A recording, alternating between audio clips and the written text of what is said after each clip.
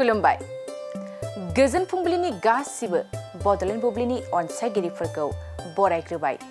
दिनै 31 डिसेम्बर रबिबारनि फानजामुथिखौ फरायथिनो लादों आं किरिकां ब्रह्मआ फानजामुथिनि गिबियाव दं मेष राशि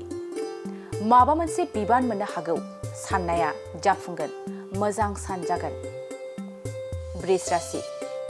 नखराव गोजोन गैयै थासारि सोमजिनो हागौ दुखु दाहाजोंनो सानखौ हगार हरनो हागौ मिथुन राशि धोन दौलत आर्जिनो हागोन आखायाव रां रुफा फैगोन मोजां सान जागोन कर्कट राशि बेफार फालांगियाव खहा जानो हागौ आखायाव रां रुफा थानाय नङा गाज्रि सान जागोन सिंह राशि सावस्रिया जोबोरैनो मोजां जानो हागौ सुखै थानो हागोन साना मोजाङैनो थांगोन कन्या राशि साननायफ्रा फैमाल जाजोबनो हागौ दुखु दाहा सहाय नांनो हागौ दुखुजों साना बारलांगोन तुला राशि गोदान रादाय खानो हागोन साननायफ्रा जाफुंगोन गोथार सान जागोन वृश्चिक राशि मोजां हाबा मावनो हागोन मान सन्मान मोननो हागोन गुबुनखौ गियान होनो हागोन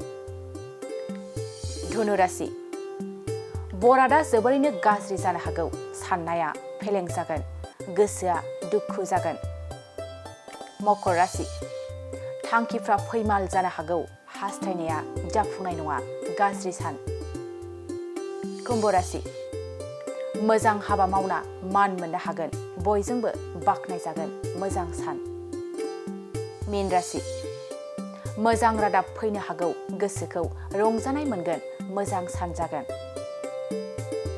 दिनै सानसेनि राशि फरायथिनायाबो एसेनोसै आसा खालामो नोंथांनि दिनैनि साना मोजाङै मोजां थांगोन बेखौ बडलेण्ड बुब्लि नखरनिफ्राय मिजिंथिबाय दानिया फैदो नोंथांनि फानजामुथिखौ बडलेण्ड बुब्लिनि हेफाजाबजों मिथिना लानि गोजोन्थों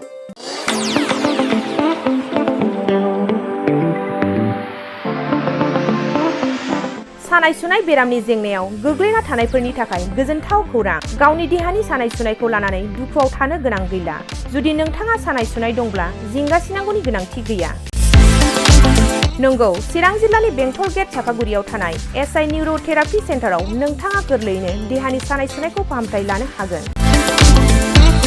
बे सेन्टाराव सिं सानाय आफादावरि सानाय मोदोम जरा सानाय आइजोफोरनि जेंना खर' सानाय बायदि बायदि रोखोमनि बेरामखौ फाहामथाय होनाय जायो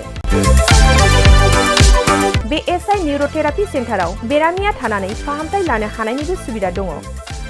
नोंथाङा एसआइ निउर'थेरापि सेन्टाराव फाहामथाय लानो गोसो दंब्ला नैबे जानबुं नम्बर 7620160459 नङाब्ला